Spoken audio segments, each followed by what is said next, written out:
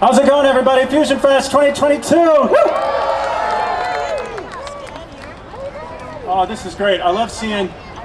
I want everyone to just take a moment and look around you and see all the different beautiful people that are here celebrating each other's cultures. Isn't that amazing? It's wonderful. I'd like to give a big thanks to the City of Orlando and Terry Olson and, of course, Cece and her team and everyone here at FusionFest for making this all possible.